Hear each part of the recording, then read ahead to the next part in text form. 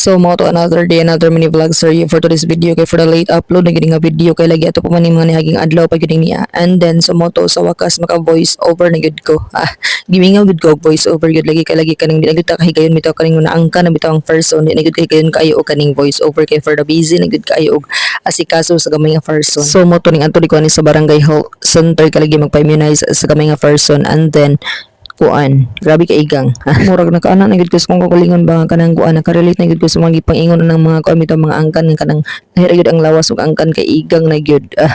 bitaw nanambok kong taman gid karon kay grabe gid ang kaon gid sa person gali for the good man ta kanang pa breast feed man ta so mount og ibanan ko ni Jorsing ani and then ni Mother kay chuti man pa niya sa center and then si Jorsing ani gid siya og tuyo kay lagi for the gusto siya nga mo-attend gid siya sa kuan immunization sa ihang anakin o di ba kay gusto gid niya daw kuno nga kanang every event sa ihang anakin is present daw siya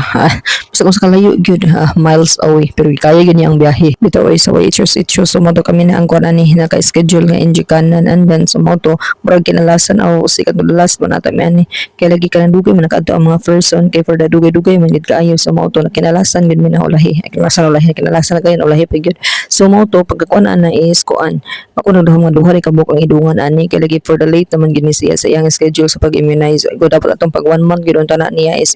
i-immunize na unta na siya pero lagi kaya nagkuan man ta nagbuot man ta katong kagaling schedule so mo to ani nang pagka 3 months na niya so mo to sa wadam ha so mo to gidungan gid ang duha ka paa niya and then so mo to for the utong ang first ang gamay nga first one and then for the hilak utaman but okay ra daw kuno na kay valid man ang reason sa pagsinggit o pag utong kay lagi sakit pud ba ang unjikan ka diba sakitan mo ita kadagko ta kana ba silang sus pila pay kuan gid pila pay kanang kuan silang panit in tawag pag human dag inject ato gibutangan ako og katong kuan after shots nga soothing gel and then katong kuan cold fever kay nakita ra pala ko ni sa tigituko ba kanang mga nanay bitaw nga nagamit og ingon ani kay lagi for the makatabang nutud ko ni sa mga kuan sa mga gagmay person nga gi-injectan nga para daw kuno dili muladan sa ilang sakit bitaw kumbaga makalma ra gamay nga ilang injectan sakit kay kuan bitaw na kanang marag ngulngul and then marag manginit so mao to marag mapakalma ra gamay makatabang-tabang ra gamay so mao to tinuod gid pud na siya kay lagi pag abot mo dito asabay is kalma ra gid kay siya nakidula pag ani siya ni GL aning time